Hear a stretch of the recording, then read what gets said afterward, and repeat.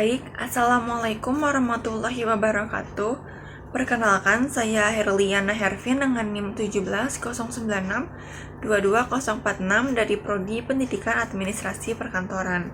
Video ini saya buat untuk memenuhi penugasan, yaitu membuat video pembelajaran menggunakan Edpuzzle dalam mata kuliah Digital Office dengan dosen pengampu, yaitu Bapak Muhammad Ikhwan, MPD. Selamat menyaksikan. Baik, di sini saya akan membuat video pembelajaran terkait konsep-konsep pendapatan nasional. Mungkin beberapa dari teman-teman pernah mendengar tentang GDP ya, Gross Domestic Product. Nah, itu merupakan salah satu dari konsep-konsep pendapatan nasional. Tapi GDP itu bukan satu-satunya konsep pendapatan nasional, melainkan ada banyak konsep-konsep lainnya. Oke, tanpa berlama-lama langsung aja kita pelajari dulu apa sih pendapatan nasional itu.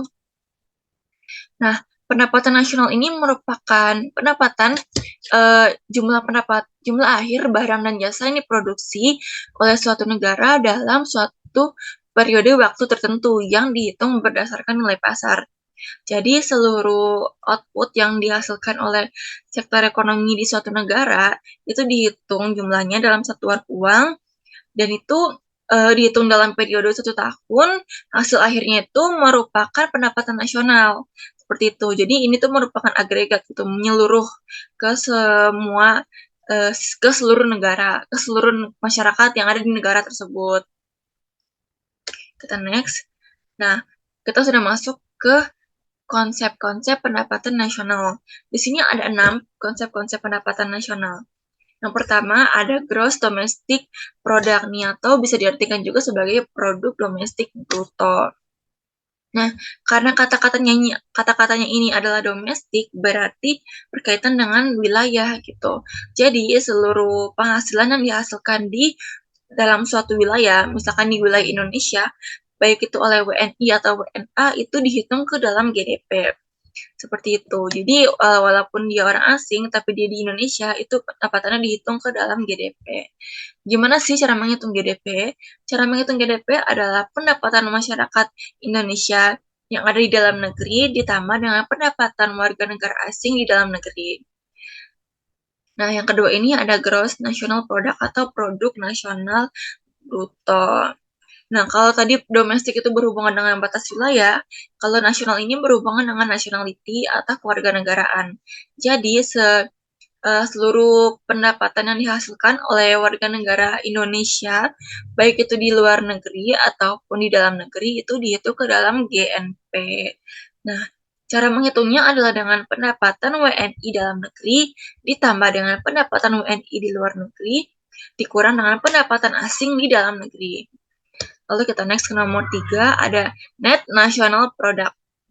Nah, net national product ini merupakan penyusutan yang merupakan penggantian barang modal bagi peralatan produksi yang dipakai dalam proses produksi.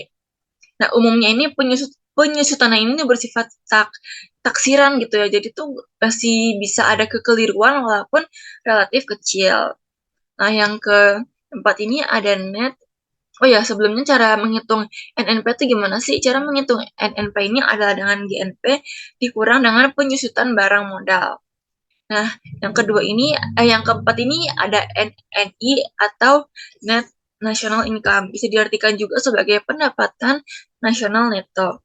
Nah, pendapatan NNI ini merupakan pendapatan yang dihitung menurut jumlah balas jasa yang diterima oleh masyarakat yang berperan sebagai pemilik faktor produksi. Rumus dari NNI ini adalah NNP dikurang pajak tidak langsung. Lalu ada personal income atau PI yang bisa diartikan juga sebagai pendapatan perseorangan. Sesuai namanya ya, pendapatan perseorangan, berarti pendapatan itu merupakan pendapatan yang dihasilkan oleh masing-masing masyarakat di negara tersebut gitu. Jadi pendapatan saya, pendapatan teman-teman lainnya ini merupakan pendapatan perseorangan. Nah, cara menghitung PI ini adalah dengan NNI dikurang pajak perusahaan, dikurang dengan iuran, dikurang dengan laba ditahan, ditambah transfer payment. Selanjutnya ada disposable income atau DI. Bisa diartikan juga sebagai pendapatan yang siap dibelanjakan. Jadi pendapatan-pendapatan yang sudah siap untuk dikonsumsi itu dimasukkan ke dalam dikategorikan sebagai disposable income.